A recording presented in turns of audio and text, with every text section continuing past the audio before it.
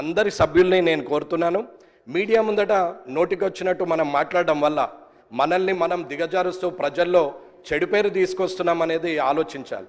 ఇకపోతే హైదరాబాద్ పట్టణం world class అంటారు, మన మాటలేమో థర్డ్ క్లాస్కి పోతున్నాయి. ఈ వరల్డ్ క్లాస్ థర్డ్ క్లాస్ని కొంచెం చూసుకుంటూ ప్రజలందరూ కూడా గమనిస్తున్నారు. కాబట్టి మీరు సభను అధ్యక్ష మీరు ఖచ్చితంగా ఇది చెప్పాల్సిన అవసరం ఉన్నదని తెలియజేస్తున్నారు. శ్రీ జాఫర్ హుస్సేన్ గారు, మినిస్టర్ గారు. గౌరవ సభ్యులు వెంకటరమణారెడ్డి గారు చెప్పిన ప్రస్తావన చాలా ముఖ్యమైనది అధ్యక్ష. ప్రతి పార్టీకి సంబంధించిన సీనియర్లు, ఆ వ్యవస్థ అందరూ కూడా అదే విధమైన సదాభిప్రాయంతో పోతే ప్రజాస్వామ్యం చాలా పటిష్టంగా ఉంటుంది. సరే, ఈరోజు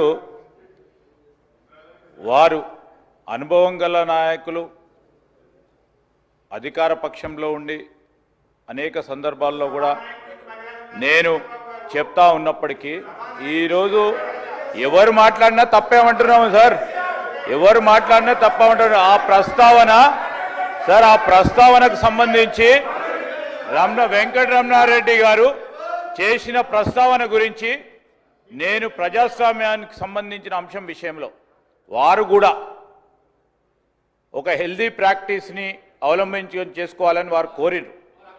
డెఫినెట్లీ డెమోక్రటిక్ ప్రాసెస్లో మాకు హుందత్వాన్ని కాపాడే ప్రయత్నంలో అనేక సందర్భాల్లో ముఖ్యమంత్రి గారు కానీ, మా సహచరులు కానీ, మా సభ్యులు కానీ చాలా హుందాగా మాట్లాడే తీరు కానీ, అంశం కానీ, తెలంగాణ సంస్కృతికి సంబంధించిన అంశం విషయంలో స్పష్టంగా చాలా మర్యాదగా పోతా ఉన్నాం అధ్యక్ష. ఎక్కడైనా చిన్నగా ఎప్పుడైనా ఉంటే మేము ఈరోజు కూడా చెప్తా ఉన్నాం, మాకు బేషిజాలు లేవు.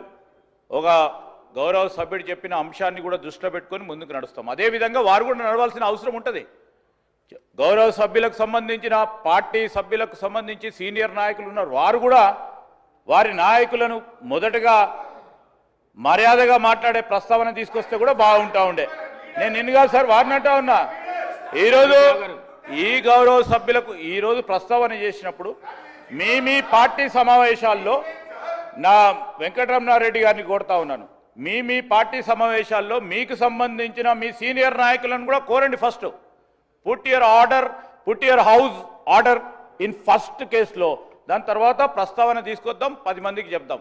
మేమైతే తప్పకుండా చెప్తా ఉన్నాం, ప్రజాస్వామికంగా మర్యాదపూర్వకంగా గౌరవంగా గౌరవ సభ్యుల హుందత్వాన్ని కాపాడే కార్యక్రమంలో ఎక్కడ కూడా వెనుకాడకుండా ముందుకు తీసుకెళ్తామని గౌరవ శాసనసభ ముందట పెడతా ఉన్నాం.